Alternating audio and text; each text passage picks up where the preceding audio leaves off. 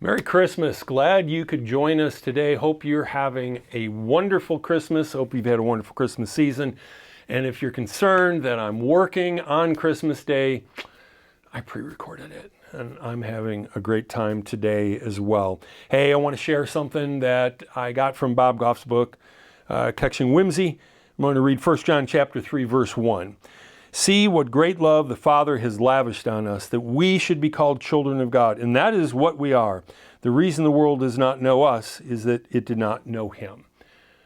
Well, giving love away, giving gifts, giving presents, giving unexpected things, that's like the best part of Christmas. Every once in a while, it's kind of like, like I can remember going places and somebody has a gift for us. Oh, you weren't supposed to do that. I can remember a relative just saying, no, like you didn't do that. Why? Because they didn't have a gift for us. Yeah, it's tough. Bob Goff used to have this lodge. He might have rebuilt it because I know that it burned down, but I think it was when he was younger because he was up there with his kids. I think it's up in Canada, just across the U.S. line. And he said that they've got this big mountain that's nearby and they've got a seaplane. That's how you get in and out of his lodge. Sounds like an awesome place to go.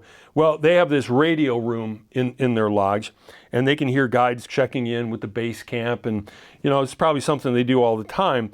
And there's this one girls group that was up there and they're the last ones to give their report that day. And here's what the report said.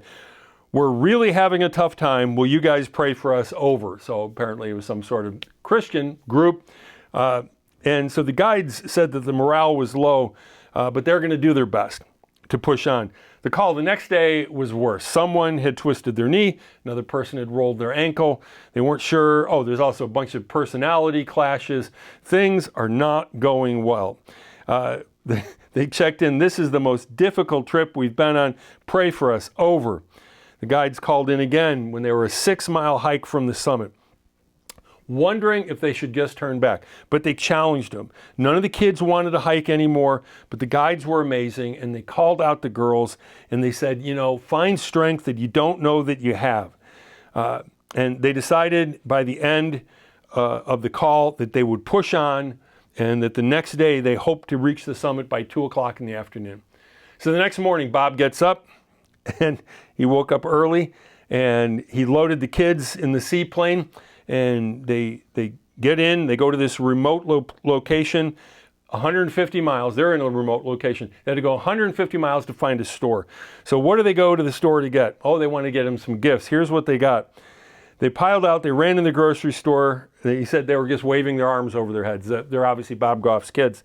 They jumped back in the seaplane with 4 cases of ice cream sandwiches. Yep, that's what they got.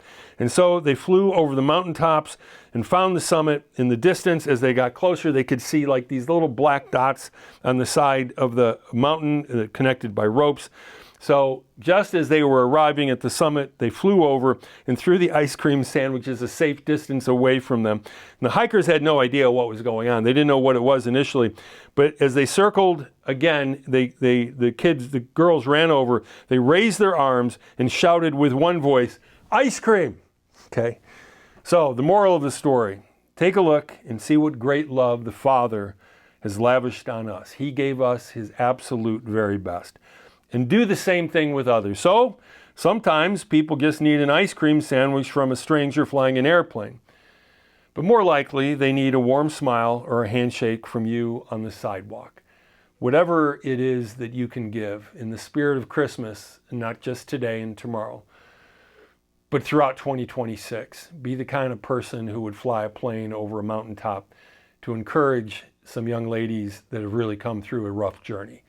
And maybe throw them some ice cream sandwiches or whatever God puts on your heart. God bless you. I wish you a very Merry Christmas.